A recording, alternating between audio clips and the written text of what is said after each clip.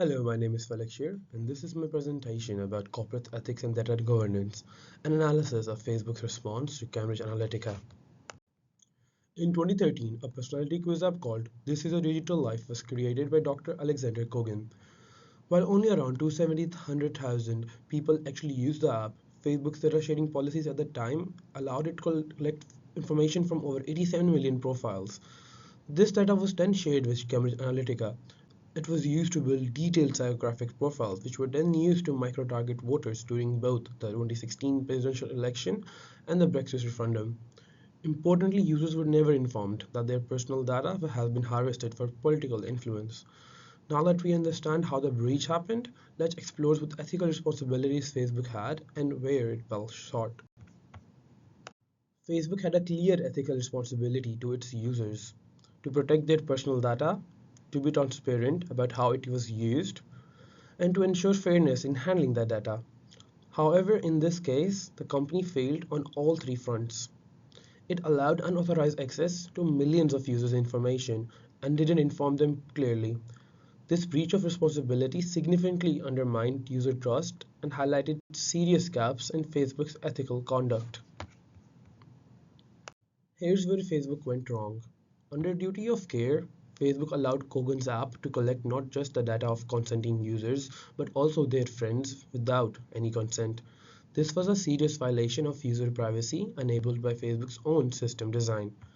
In terms of transparency, the company became aware of the misuse in 2015 but did not inform the public until 2018. This 3-year delay severely damaged trust and showed a lack of accountability. Finally, on fairness, Facebook failed to notify the users directly or offer any meaningful support. It wasn't until the media brought the issue to the light that the company decided to take any action. On the positive side, Facebook eventually took some action. They banned Cambridge Analytica from the platform and tightened data sharing policies for third-party apps. Mark Zuckerberg also testified before the US Congress, publicly acknowledging the company's mistakes and outlining plans for reform. However, these steps came only after immense public pressure. When we look at where Facebook failed, the picture becomes much more clearer. The company knew about the data misuse in 2015 but waited until 2018 to tell the public. That's the 3-year delay, during which user data was exposed and trust continued to erode. They also failed proactively to protect user data before even the breach occurred. There were no strong alerts, no user strong controls, and very little oversight.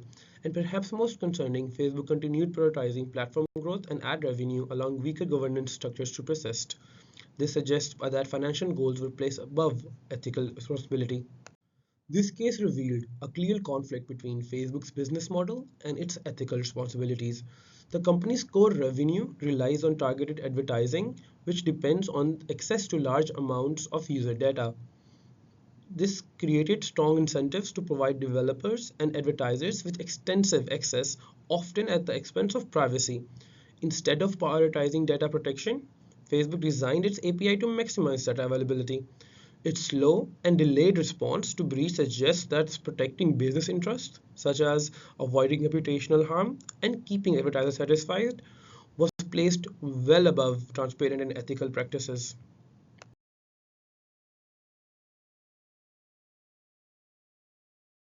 Now let's look at the core ethical principles Facebook overlooked. First, there was a lack of meaningful consent. Users didn't truly understand how their data would be used, and their friends had no choice at all in the matter. There were no clear mechanisms to opt out of having their data collected indirectly through others' activity. And perhaps most concerning, there was weak oversight. Facebook allowed third-party developers to access huge amount of personal information with very little accountability. Now contrast that with what we did in part 1 of this assignment with Blink. Blink faced a serious breach too, but its response was guided by transparency, stakeholder engagement, and regulatory compliance. It wasn't just about fixing the problem, it was about owning it.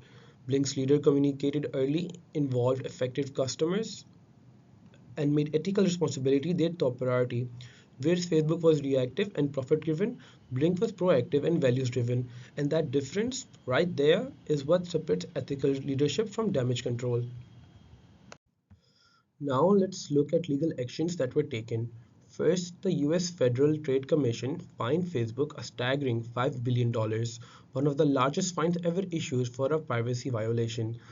On top of that, Facebook was hit with lawsuits, investigations in the UK, Canada, and the EU, showing how widespread the breach impact truly was. By 2025, Meta, Facebook's parent company, also settled for $50 million with Australian regulators, further acknowledging its mishandling of personal data.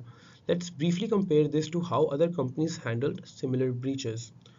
Equifax in 2017 was also criticized, but it notifies users within weeks and offered identity protection services, demonstrating a faster and more user-focused response.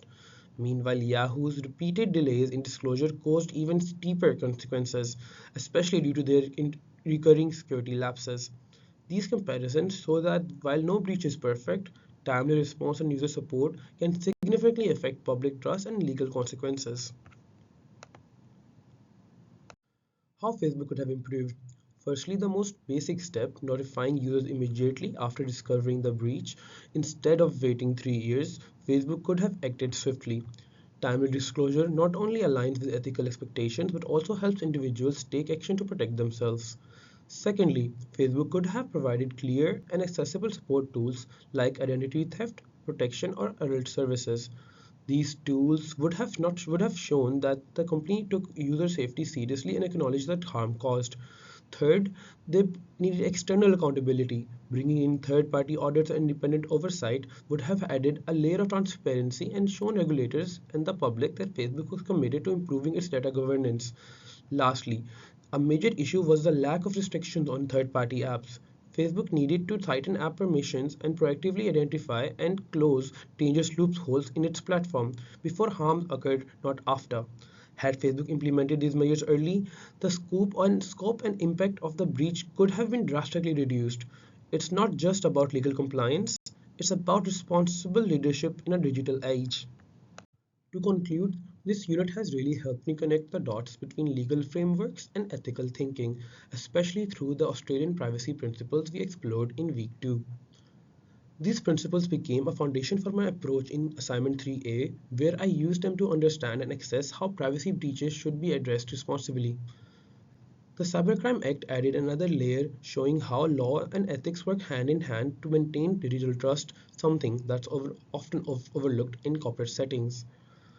Moving into Assignment 3B, I had the opportunity to critically analyze both ethical and business perspectives, which deepened my understanding of how complex and high stakes these situations really are.